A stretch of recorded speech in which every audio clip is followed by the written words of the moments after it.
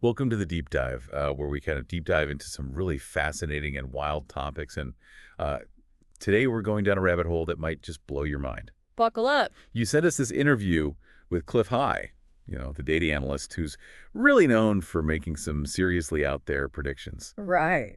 And this time he's talking about the Elohim UFOs and how it all connects to like human consciousness. It's pretty wild. Yeah, Yeah, it's definitely a perspective that challenges a lot of our conventional thinking. right. It brings together religion, history, science, and even like the nature of our minds in a way that's both fascinating and honestly a little bit unnerving. It's pretty intense stuff, for sure. Yeah. Okay, so for anyone who's not familiar with Clif High, he's been analyzing like data trends for years now. Right. And he's kind of built this reputation for predicting some pretty huge events like market crashes and even natural disasters. Right. And now he's claiming that his data points towards some pretty wild stuff. Right. His big argument is that the Elohim mentioned in the ancient texts, like the Torah, weren't actually gods in the traditional sense. Right. He believes they were advanced extraterrestrial beings who visited Earth thousands of years ago. So he's saying the whole coming down from the heavens thing was literal. Like these beings were rocking spaceships instead of chariots of fire. Exactly. He actually points to specific descriptions in the texts, like Moses encountering what sounds like a rocket ship, Wow. and the use of special oils to cover up human smells,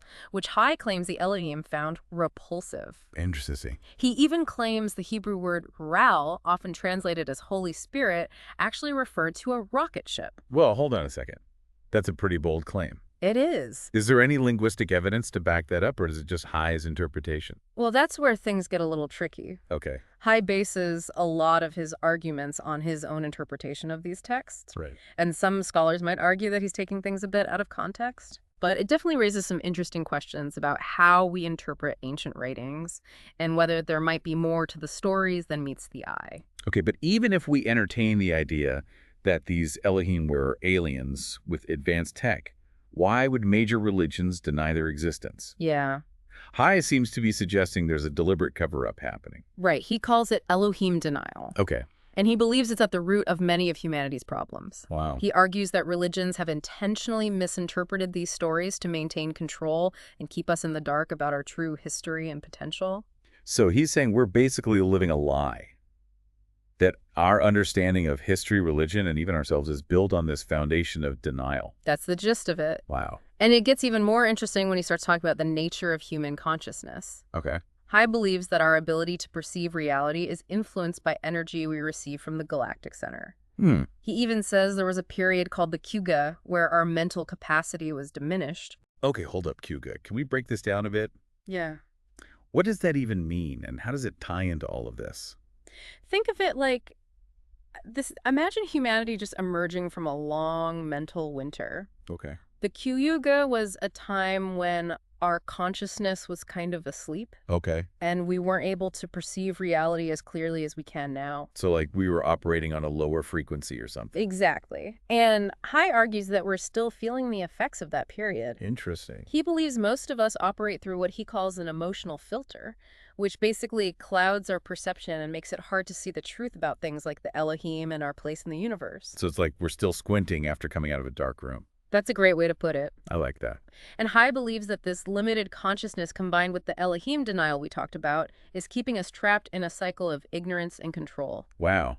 Okay, so we've got ancient aliens, a cosmic energy slump, and a conspiracy to keep us in the dark. Yeah. Where do UFOs fit into all of this? Well, that's where things get even wilder. High links the recent surge in UFO sightings to the increasing energy from the galactic center. He says this heightened energy makes it easier for the Elohim to manifest in our reality. So he's saying the reason we're seeing more UFOs now is because our consciousness is expanding and we're able to perceive them more clearly. Exactly. And he also challenges a lot of the conventional explanations for UFOs, like interdimensional travel and government cover-ups. Okay, so we're starting to see the connections here. Yeah. High is essentially saying that everything is connected, our history, our consciousness, the UFO phenomenon, and it all points back to these mysterious Elohim. He's essentially rewriting the entire narrative of human existence. He is, and what's even more intriguing is that he claims this truth about the Elohim will become undeniable within the next 2 years. Oh, wow. He believes this revelation will cause a massive shift in human consciousness. Okay, so that's a pretty major prediction. But before we dive into that, let's take a closer look at the evidence he's using to support his claims about the Elohim. Right, we need to separate the speculation from the facts and figure out how much this holds up under scrutiny. After all, a deep dive wouldn't be a deep dive without a little critical thinking, right? Absolutely. So let's dig into some of the specifics of High's interpretation of ancient texts and see what we can uncover. Let's unpack some of the specific passages Clif High uses to support his Elohim as aliens theory. One of the most common arguments against this idea is that it just completely disregards the idea of a single God. Right. It challenges the whole foundation of monotheism in religions like Christianity, Judaism, and Islam. But what does High have to say about that? Well, he points out that the word Elohim itself is plural in Hebrew. So he sees this as evidence that these beings weren't a singular god, but rather like a group, Yeah. which fits more neatly with the idea of a species or a team of extraterrestrial visitors. That's an interesting point. I mean, most people just assume that Elohim refers to God in the singular. But the fact that it's grammatically plural does raise some questions. It does, and High takes this even further by looking at specific events described in these texts. For instance, he interprets the story of Moses encountering God on Mount Sinai as a close encounter with a spaceship. Yeah. He points to the descriptions of smoke fire and a loud trumpet sound as possible signs of advanced technology. So he's saying that what ancient people perceived as divine manifestations might have actually been advanced tech they didn't have the framework to understand. It's kind of like if you showed an iPhone to someone living 1,000 years ago, they might think it was a magical artifact. Exactly. And High uses that same logic to interpret other passages. He claims that descriptions of angels, miracles, and even divine interventions could be explained as extraterrestrial technology at work. He even talked about the anointing oils. Right. He claimed they were used to mask human odors that the Elohim found offensive.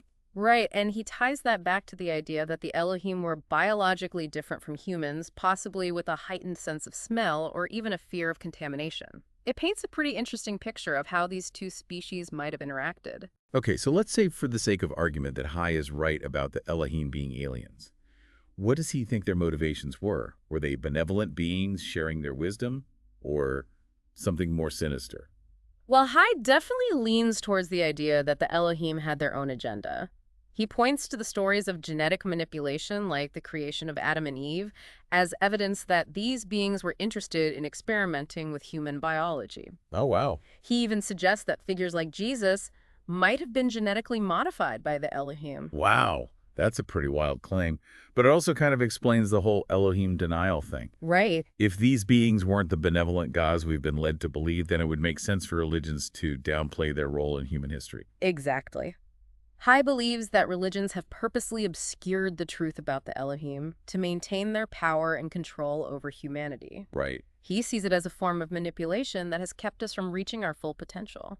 And how does this all tie back to human consciousness and the Kuga period we talked about earlier? High believes that the Kuga, that period of diminished consciousness, was actually engineered by the Elohim. Oh, yeah.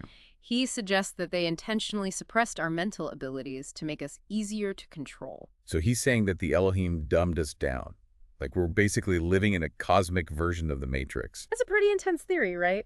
But it does explain why, according to High, we're only now starting to wake up and see the truth about the Elohim and their influence on our past. He mentioned that this awakening is connected to the rising energy from the galactic center.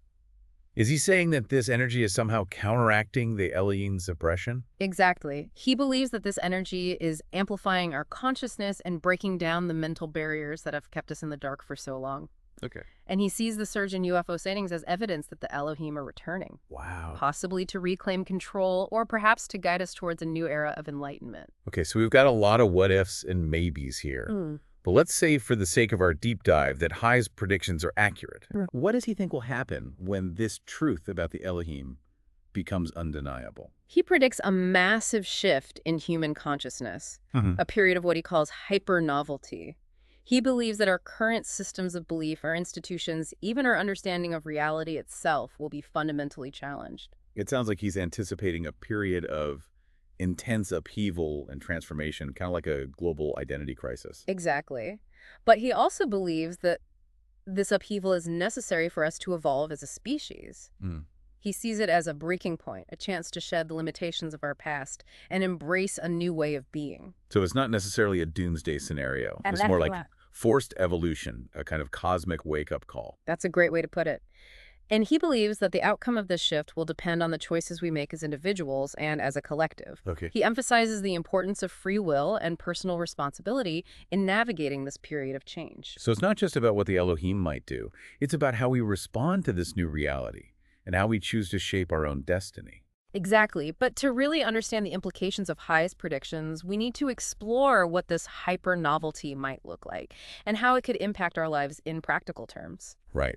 We've covered a lot of theoretical ground, but I'm curious to hear how this all translates into real-world changes. Yeah. What does this mean for our societies, our technology, our relationships? Those are all great questions. And luckily, High does offer some insights into what we might expect in this new reality.